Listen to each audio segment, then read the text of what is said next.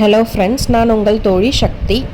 நாம் இப்போ இந்த வீடியோவில் என்ன பார்க்க போகிறோம் அப்படின்னா, கொல்லிமலையில் குண்டூர் நாடுங்கிற இடத்துல சிவா ஆசிரம் கங்காதேஸ்வரர் டெம்பிள் பற்றி தான் பார்க்க போகிறோம். இது ஒரு சிவன் கோயில்.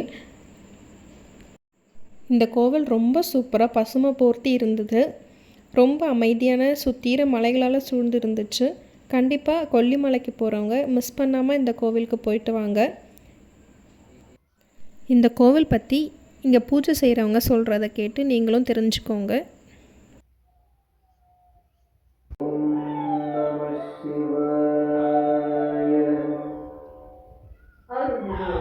ஆதிசக்தி உடன்மலை ஸ்ரீ கங்காதரேஸ்வரர் ஆலயம், சிவன்மலை, சிவ ஆசிரமம், இளங்கியப்பட்டி, குண்டூர் நாடு, கொல்லிமலை.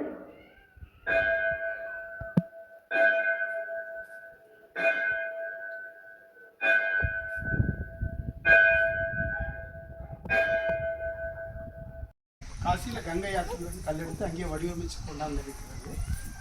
இங்கே வந்து அமைஞ்சதுன்னு கேட்டிங்கன்னா, ஒரு சிவபக்தர் உடல்நிலை சரியில்லாத காரணத்தினால் உடல்நிலை சரியாயிடுச்சுன்னா ஒரு சிவன் சிலையை பிரதிஷ்டை பண்ணுறேன்னு சொல்லிட்டு அவருக்கு உடல்நிலை சரியாயிடுச்சு. அதுக்கப்புறம் காசிக்கு போகும்போது பக்தர்கள் குழுவாக போகும்போது இந்த ஐயாவை பார்க்குறாங்க. காசியில் எல்லாருக்கும் இந்த ஐயா பிடிச்சிருக்கு. சரி, இவரை கொண்டு போய் பிரதிஷ்டை பண்ணலான்னு விசாரிக்கும்போது அவர் மஞ்ச முடிப்பு தொகையை எவ்வளோ கட்டியிருந்தாரோ அதே தொகை சொல்கிறாங்க. அதுக்கப்புறம் காசியிலிருந்து பயணித்து சேலம் வந்துச்சு. அந்த அடியாருடைய சொந்த நிலம் வந்து பொம்மிடி, அங்கே பிரதிஷ்டை பண்ண வேண்டியது. அதுக்கப்புறம் இடம் மாறி இங்கே வந்து பிரதிஷ்டை பண்ணியிருக்கிறாங்க. ஒன்று. அடுத்தது வந்து எல்லா சிவன் கோயிலும் சுவாமிக்கு இடதுகை பக்கம் அம்மன் கோயில், பார்வதி தேவி துணைவியார் மாதிரி ஒரு அமைப்பு இருக்கும். ஆனால் இங்கே வந்து ஆதிசக்தி ஆதார சக்தியாக இருக்கிறதுனால அந்த மாதிரி ஒரு அமைப்பு எடுத்து சுவாமிக்கு வலதுகை பக்கம் அம்மன் சன்னதி அமைஞ்சிருக்கு. அடுத்தது கோயில் முக்கியமான திருவிழான்னு கேட்டிங்கன்னா, ஒவ்வொரு வருடமும் ஜனவரி 26ஆம் தேதி பூமிதி திருவிழா நடக்கும். சிவன் கோயிலில் பூமிதி திருவிழாங்கிறது விசேஷமாக இங்கே மட்டும்தான், விவரம் தெரிஞ்ச அளவிற்கு. அடுத்தது என்னென்னு கேட்டிங்கன்னா, 2ஆம் நாள் ஜனவரி 27ஆம் தேதி வந்து அம்மனுக்கு பொங்கல், மாவிளக்கு, அழகு குத்தல்.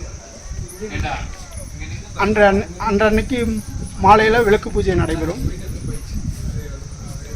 3ஆம் நாள் வந்து பத்தாம்படி கருப்பசாமி, அவருக்கு காவல் பூஜை நடக்கும். பத்தாம்படி கருப்பசாமி வந்து ஒரு கடற்கரையிலிருந்து கடல் நீர்லேருந்து கிடைச்சார் எங்களுக்கு. அடுத்த வைபவம் கேட்டிங்கன்னா, மாசி சிவராத்திரி அன்றைக்கி 4 கால பூஜை சிவனுக்கு நடக்கும். 3ஆம் கால பூஜைக்கு பெண்களும் தங்கள் கையில் ஐயாவுக்கு அபிஷேகம் பண்ணக்கூடிய அமைப்பு இங்கே ஏற்படுத்தி கொடுத்துருக்குறாங்க. நமச்சிவாயம். திருச்சிற்றம்பலம். அருள்மிகு ஸ்ரீ கங்காதரேஸ்வரர், விநாயகர்,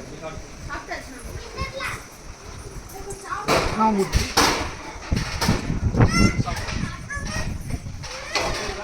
நீலகண்ட ஈஸ்வரர், லிங்கோத்பவர், ஓம்கார ஈஸ்வரர்,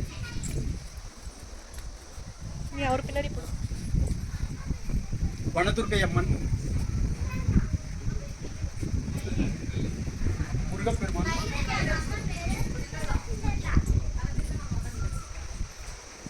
ஹரிகர ஈஸ்வரர்,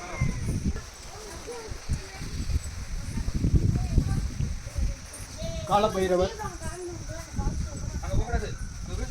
சனீஸ்வர பகவான், திருஞான சம்பந்தர், திருநாவுக்கரசர், சுந்தரர், மாணிக்கவாசகர், நாகரையா, ஸ்தல விருட்சம் ஆத்தி. அதில் கோயில் ஸ்தல விருட்சம்ங்கிறது கடுக்காய் மரம், ஆத்தி மரம், 2 மரம். அடுத்தது அம்மன் சன்னதி.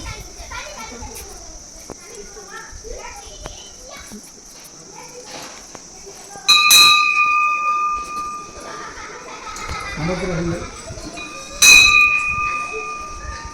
அம்மன் வாகனம் சிம்ம வாகனம், ஆதிசக்தி அம்மன்,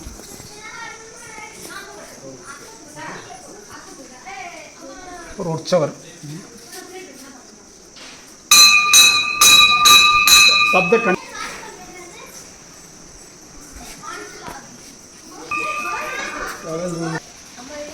இது ஃப்ரண்ட் ஃபேஸ் அப்படி அந்த மரம் எல்லாம் காவல் எங்களுக்கு எல்லாம் யாராவது ஒருத்தர் புதுசாக வந்தாங்கன்னா டக்குன்னு குரல் கொடுத்து எங்களுக்கு வந்து முன்னெச்சரிக்கையாக கொடுப்பாங்க. வழக்கமானவங்க வந்தாங்கன்னாலும் குரல் கொடுப்பாங்க. அந்த மாதிரி ஒரு அதே மாதிரி ஆனந்த விநாயகர், மூஷிக வாகனம், அரச மரத்து ஆனந்த விநாயகர்,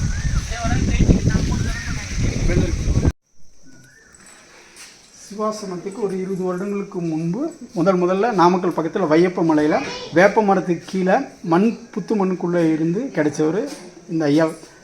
இவர் தான் ஒரு 60 ரூபா அபிஷேகத்தில் பிரதோஷத்துக்கு அமைச்சது. இவ்வளோ வளர்ச்சிக்கு மூல காரணமான இந்த ஐயா தான். இவர் பேர் ஆத்மலிங்கேஸ்வர்னு சொல்லிட்டு சென்னை சிவாசிரமத்தில் இருக்கும்போதும் இவருக்கு 21 ரூபாய்க்கு அபிஷேகம் தொடர்ந்து நடக்கும். அங்கே சொந்த இடம் இல்லாதனால இப்போ இங்கே வந்து அமர்த்தி ஒவ்வொரு பிரதோஷத்துக்கும் இந்த ஐயாவுக்கும் உற்சவருக்கு முன்னால் கங்காதரேசுக்கு முன்னால் வச்சு அபிஷேகம் ஆராதனை நடக்கும். இங்கே இருக்கிற எல்லா விக்கிரகங்களும் சிவாசிரமம் பக்தர்கள் மூலமாக எங்களுக்கு ஒருங்கிணைப்பு பண்ணி கொடுத்துருக்காங்க.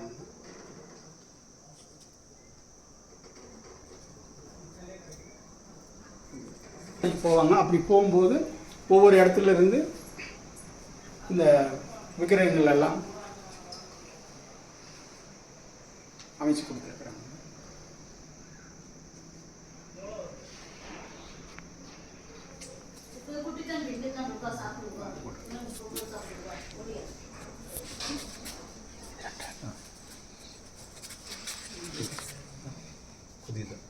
இது ஒரு கொல்லிமலையில் ஒரு மலை சிகரத்தில் பிரதிஷ்டை பண்ண மாதிரி ஒரு அமைப்பு ஏற்படுத்தி கொடுத்துருக்குறாங்க.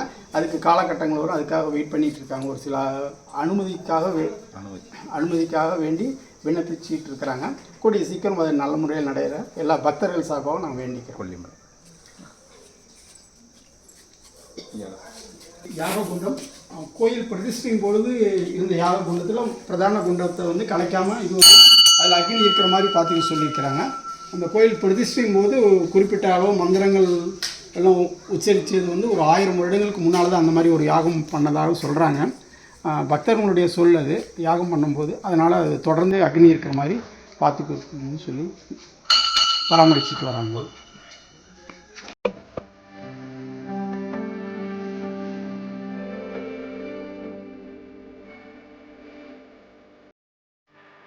இந்த வீடியோ உங்களுக்கு பிடிச்சிருந்தா மறக்காமல் லைக் பண்ணுங்கள், ஷேர் பண்ணுங்கள், சப்ஸ்கிரைப் பண்ணுங்கள். தேங்க்யூ.